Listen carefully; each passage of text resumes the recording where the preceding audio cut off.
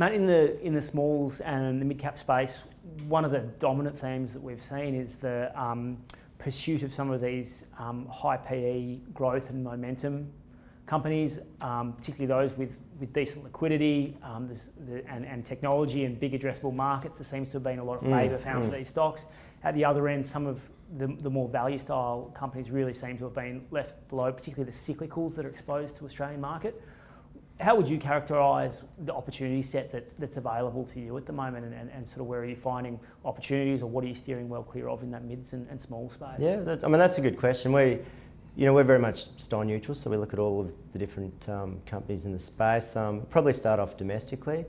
It's an interesting point you raise. If you look at, obviously the housing market here is the thing on everyone's lips at the moment, and if you look at, I think for the last 12 months, you've seen house prices down on average 7%. In Sydney, it's down double digit. Melbourne's close to down double digit.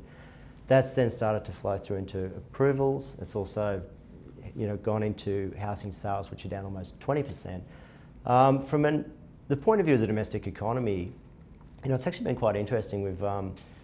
Big ticket items have really been impacted. So car sales have come off dramatically. But if you look at things like retail sales, they've held up better than we would have anticipated.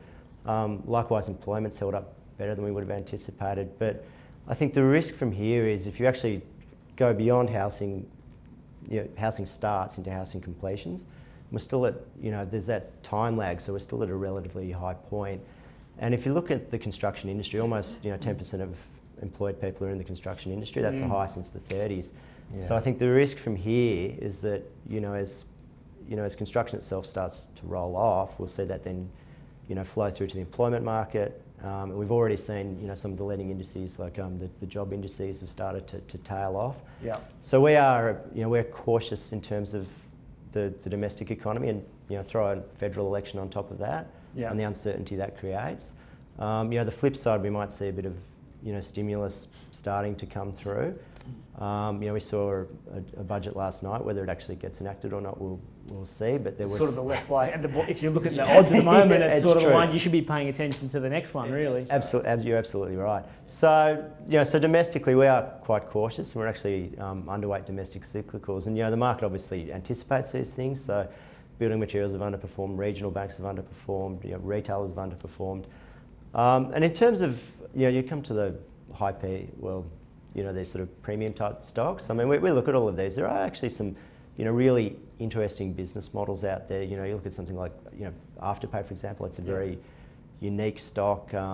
It's actually, a really brilliant idea, and it's been well embraced by consumers. Xero in accounting software. We've talked to, other guys who operate in the space. They by far have the best cloud product out there. It's interesting. We use it as a business. Yeah. The person that services my swimming pool uses Xero, and the electrician who lives next door popped around, sent me a Xero invoice last night. So it's not just for mainstream business, like everyone can use it. Yeah, well, it makes it easy. Like, I'm an accountant by background, and the old systems were just really hard to use. So that's the attraction of it.